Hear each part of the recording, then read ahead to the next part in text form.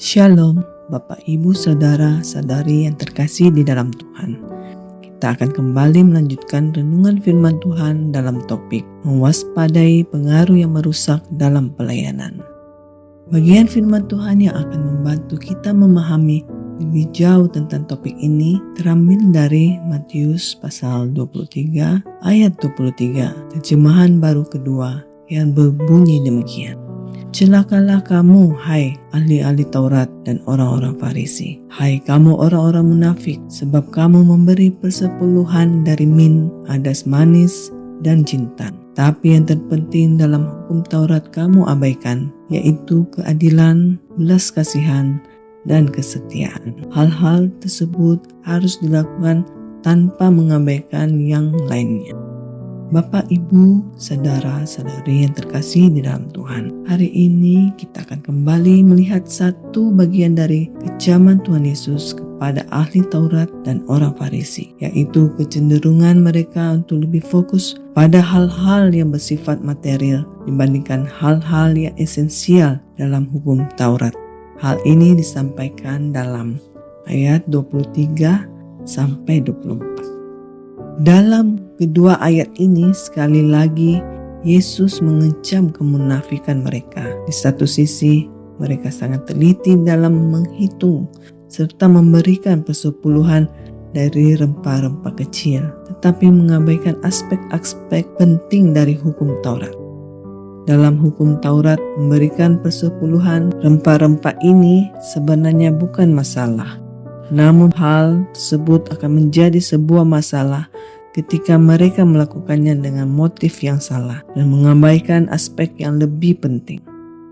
Apa saja hal yang penting tersebut, yaitu keadilan, belas kasihan, dan kesetiaan. Ketiga hal ini adalah hal yang paling mendasar dalam hukum Taurat yang seharusnya menjadi fokus utama, namun diabaikan, baik oleh ahli Taurat maupun orang Farisi. Oleh sebab itu, hal yang ingin disampaikan oleh Yesus adalah ketaatan pada hukum Taurat harus mencakup hal-hal yang terlihat, seperti ketaatan menjalankan perintah Allah, dan hal-hal yang tidak terlihat seperti motivasi ketika kita memilih untuk taat.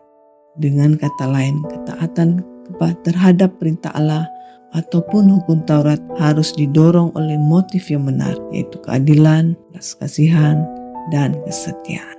Lebih lanjut, dalam ayat berikutnya, teguran Yesus sangat keras kepada mereka. Yesus menggunakan kata pemimpin-pemimpin buta untuk menunjukkan bahwa mereka tidak memiliki penglihatan rohani yang benar. Mengapa demikian? Sebab mereka sibuk dengan hal-hal kecil yang tidak penting, namun mengabaikan hal-hal yang lebih besar dan lebih penting.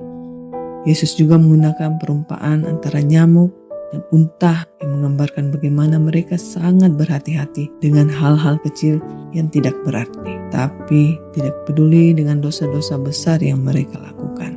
Melalui perumpamaan ini, Yesus semakin memperjelas kemunafikan mereka dengan menunjukkan bahwa mereka hanya peduli pada apa yang kelihatan, perilaku taat, bukan pada apa yang tidak terlihat. Dalam hal ini motivasi yang menggerakkan mereka.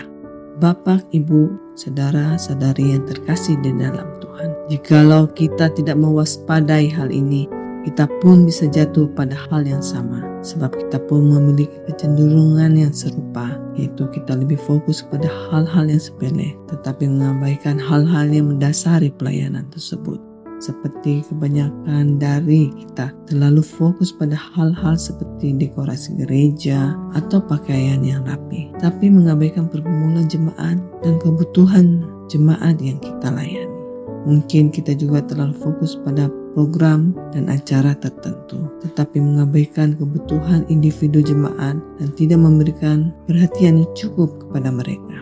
Dan yang terakhir, karena kita terlalu fokus pada hal-hal yang dapat dilihat dan diukur, seperti jumlah jemaat atau keberhasilan program, tetapi mengabaikan hal-hal yang tidak dapat dilihat dan tidak dapat diukur, seperti pertumbuhan rohani jemaat dan hubungan pribadi mereka dengan Tuhan. Beberapa hal yang dapat kita lakukan untuk mencegah hal ini adalah dengan menjadikan hubungan dengan Tuhan sebagai prioritas utama dalam pelayanan kita. Kemudian berusaha untuk memahami kehendak Tuhan dalam pelayanan yang dipercayakan kepada kita, dan pastikan bahwa Anda sejalan dengan kehendak-Nya. Tidak hanya itu, kemampuan untuk membedakan antara hal-hal yang penting dan yang tidak penting dalam pelayanan yang dipercayakan pada kita pun perlu untuk kita kembangkan. Dan yang terakhir, kita harus belajar melihat jemaat sebagai orang-orang yang Tuhan percaya pada kita layani, sehingga kita belajar untuk melayani mereka sebagaimana Tuhan pun melayani mereka. Dengan demikian, kita dapat melayani Tuhan dengan seimbang, fokus pada hal-hal yang kecil tapi tidak mengabaikan hal-hal yang esensial.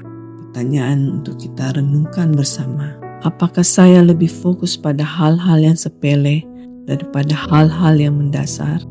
Apakah saya melakukan pelayanan saya dengan motivasi yang benar dan tidak hanya untuk penampilan luar? Mari kita berdoa. Allah Bapa, di dalam pelayanan Engkau percayakan kepada kami. Tuntunlah kami agar kami tidak hanya fokus pada hal-hal yang sepele, melainkan ajar kami juga memperhatikan hal-hal yang mendasar dalam pelayanan yang Engkau percayakan kepada kami. Taruhlah keadilan, belas kasihan, dan juga kesetiaan dalam hati kami, agar sungguh Engkau mendapati kami sebagai hamba yang berkenan di hadapan. Dalam nama Tuhan kami, Yesus Kristus, kami berdoa. Amin. Demikianlah renungan kita bersama pada hari ini. Kiranya kita boleh terus bertumbuh setiap hari di dalam Tuhan.